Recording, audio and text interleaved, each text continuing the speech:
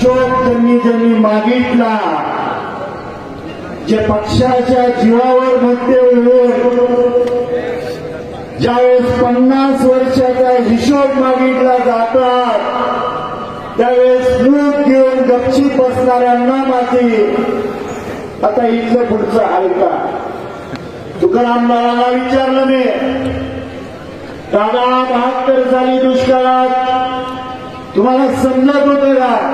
दादा म्हणले माझं वय 76 आहे, मला चांगलं समजत होतं.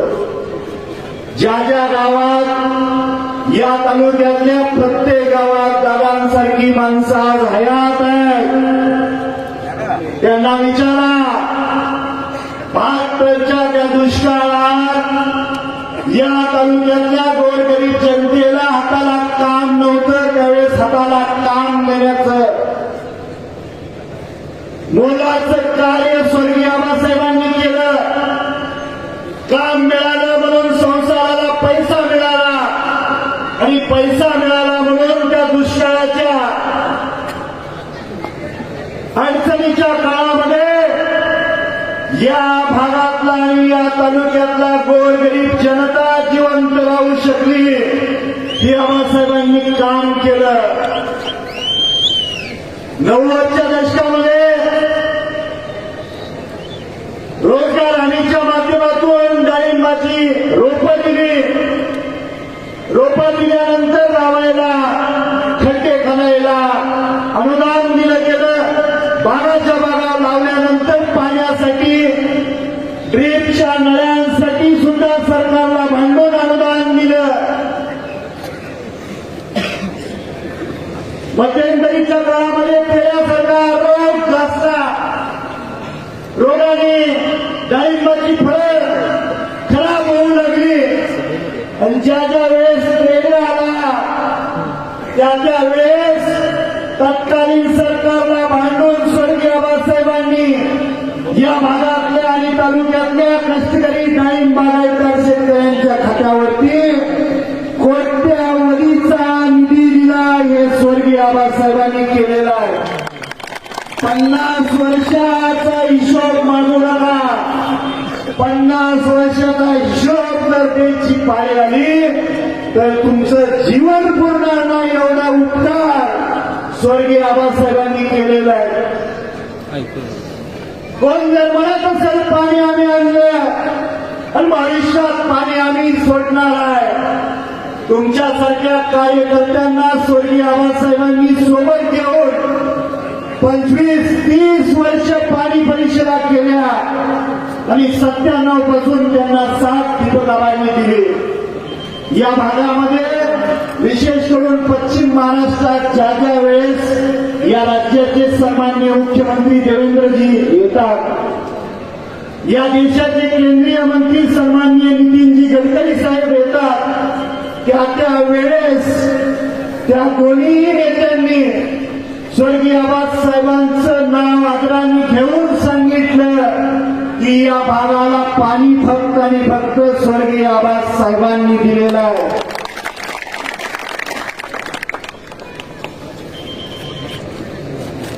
विकासाच्या गोष्टी कालच्या सभेत झाल्या, आपल्याला कोणावर टीका करायची नाही, पण वास्तव समोर आलं पाहिजे.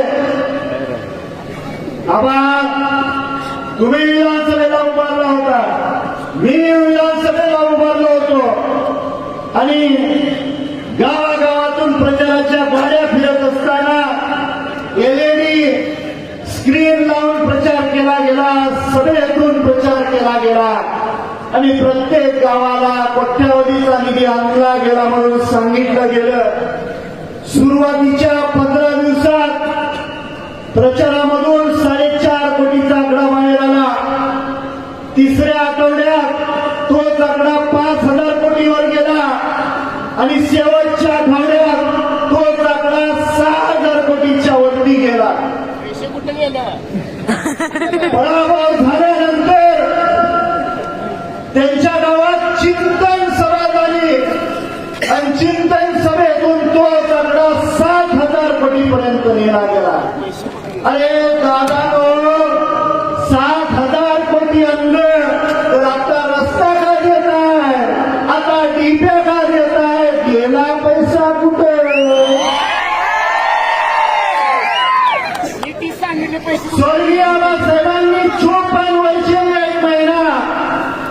विधानसभेचे सदस्य म्हणून काम केलं. 77 सालचा काळ आणि 99 सालचा काळ जर सोडला, मला वाटतं 4 वर्ष आबासाहेब मंत्री असतील, 50 वर्ष आबासाहेबांनी विरोधी बाकावर बसून या तालुक्याचा विकास केलेला आहे. या तालुक्यातल्या सर्व जनतेला माहिती.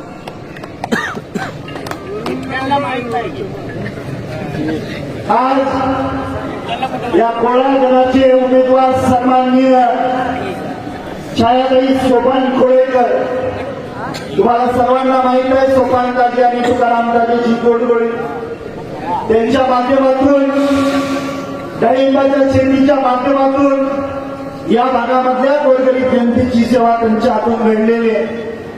निष्ठावंत कार्यकर्ते नारायणदादांनी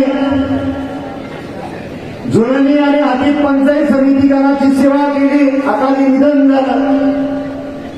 त्यांचे वडील स्वर्गीय शामराव पाटलांनी सुद्धा त्याच पद्धतीनं शेका पक्षाचं काम करत असताना त्या भागातली सेवा केली. आज वडिलांचं छत्रछाया हरवल्यानंतर या पक्षाची रीत आहे.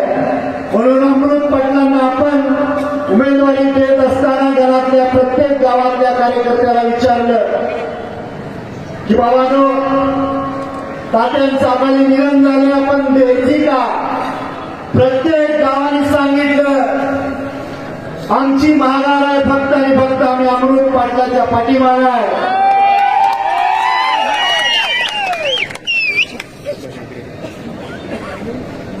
किरण भाऊ लहान वयामध्ये वडिलांचं छत्र हरवलं. पाचेगावमध्ये खुरपायला गेले, भांगडायला गेले. परिस्थितीनं सांगलीला नेलं. सांगलीला हॉटेलमध्ये वेटरचं काम केलं. आता त्यांनी सांगितलं, मलाही कळालं, पंक्चरचं काम केलं, पंक्चर काढायचं. कालांतराने डाळिंबाचा व्यवसाय केला, आर्थिक प्रगती झाली. कालांतराने प्लॉटिंगच्या व्यवसायामध्ये गेले, खूप चांगल्या पद्धतीनं पारदर्शक व्यवसाय केला आणि आसपासच्या तालुक्यामध्ये चांगला यशस्वी उद्योजक म्हणून ते नावारूपाला आले. काल बापूंनी जे केलं ते फक्त किरण भाऊचा अवमान नव्हता, या गटातल्या गोरगरीब शेतकऱ्याची जी पोरं कष्टाने यशस्वी होतात अशा सर्व मायबाप जनतेचा बापूने अवमान केलेला आहे, हे विसरून चालणार नाही. माझ्या कार्यकर्त्याला, माझ्या पक्षाच्या कार्यकर्त्याला किरण्यामधनं हा अवमान शेतकरी कामगार पक्ष कदापि सहन करणार नाही.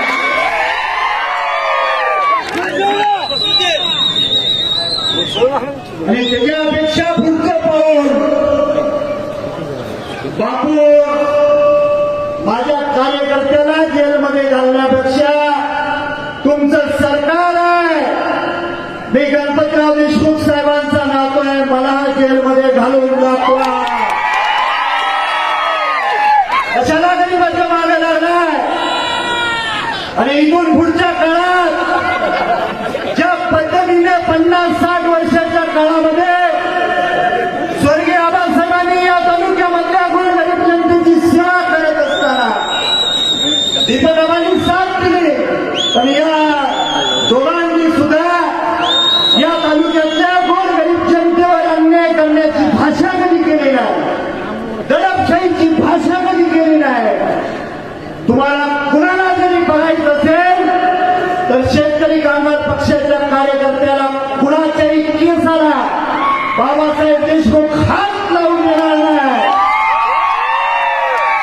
हे करायचं ना, लोकप्रतिनिधी म्हणून मला करा, पण माझ्या या तालुक्यातल्या गोरगरीब जनतेला तुमच्या दादागिरीने दाबण्याचा प्रयत्न करू नका. ज्या सभेमध्ये तुम्हाला पराभवाची शंका आली तुमच्या उमेदवारांची, त्यावेळेस स्वर्गीय आबासाहेबांचं नाव घ्यावं लागलं तुम्हाला, आमच्या नेत्याचं नाव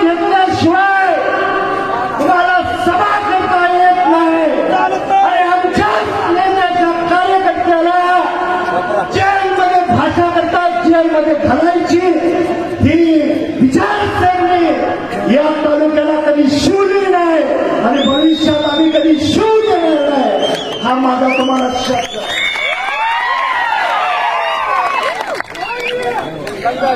आणि म्हणून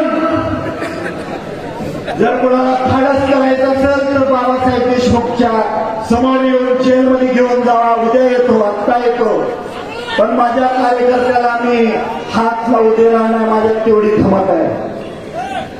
आणि म्हणून येणाऱ्या 7 तारखेला प्रत्येक मतदान केंद्रावरती असं एक डायरेक्ट मशीन असणार आहे आणि पहिल्या रकान्यात, वरच्या रकान्यात जिल्हा परिषद सदस्य उमेदवारांची नावं असणार आहेत. 5 नंबरला पांढरेकर अप्पा महादेव आणि खालच्या रकान्यामध्ये पंचायत समितीच्या उमेदवारांची नावं असणार आहेत.